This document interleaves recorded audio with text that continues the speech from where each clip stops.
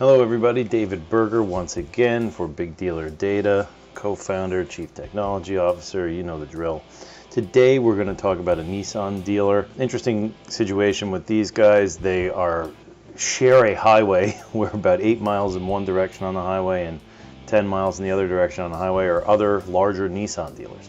So where they thought that was kind of a little bit of a challenge, we looked at that and said, wow, there's a lot of opportunity there. We just got to do things a little bit better than your neighbors, and we should be able to pump in a few deals and grow your dealership, which did happen. I believe they had a 20% growth the first month we were with them. So this is a pretty typical comparison of how the first month switchover goes, especially if the company before Big Dealer Data was kind of doing things more or less average. So without further ado, we'll jump right into it here. You know, these metrics at the top line don't really scream success, right? And as usual, there's kind of a story within the story. Not all traffic is good traffic, not all traffic is car buyers, and not all traffic is real. These guys kind of had a little bit of everything. So first thing we noticed as the month started to play out was this significant drop in organic traffic. Now, unless there's an algorithm change or a something of that nature, or a website changeover, you're not going to see a drop like this. So we ended up finding out that this was the dealership's IP address that was not blocked. We were able to block the IP address eventually. The other thing you'll notice there is there are no goals set up or registering, and that was because we had to wrestle away this from an old agency, not the previous agency, but multiple previous agencies ago, and this was the only historic analytics pixel of the 7 we found on their dealer website when we got there. So we were able to get access to it, but not control over it. They were able to add the IP address for us, but it took a little while before they gave us the edit access so we could create goals. So we had to track those in a more manual way the first month, which was labor intensive, but nevertheless we can do so.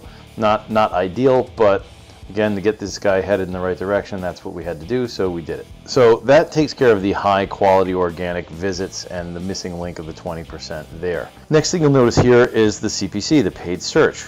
So the switch to Big Dealer Data, we were able to buy traffic more efficiently, same budget, and we put it in a better place. So that resulted in an increase of 50% in users, 40% increase in new user count, and an 85% increase in sessions. So sessions meaning that a user is somebody who clicked.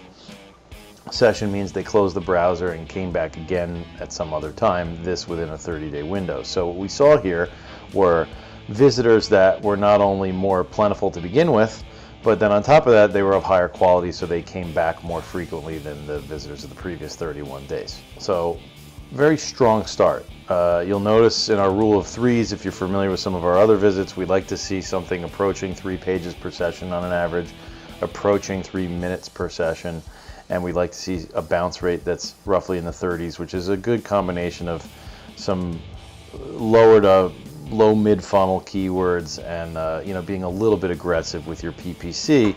It's going to result in something out of the 20s and into the 30s, maybe even creep to the low 40s. This is 47, it's too high. However, it was the first month and it was obviously significantly better than 66.7%. So that was a drastic improvement. What gets interesting here though is considering that half of these visitors, right, 47.59% of them never went to another page. To have a 2.83 pages per visit average is pretty significant because 50% of the people didn't go past 1 page. So we added a whole page despite the fact that half the visitors never went to 1 page, which means the remaining visitors that did not bounce, the visitors that we want to focus on, were of really high quality, in fact much higher quality, because we also, considering the fact that 50% of them left pretty quickly, we also increased the time on site by 80%, right? We added more than a minute on average. So you have 50% more people, right? 800 more visitors in a single month, which is not, 30 visits a day, right? 25 more visits per day in the month of March, okay? And each one of them on average lasted longer than a minute and went to 3 pages per visit. So if we go up here, and we kind of like to analyze this, if we go up here and we add a segment to non-bounced sessions, all right?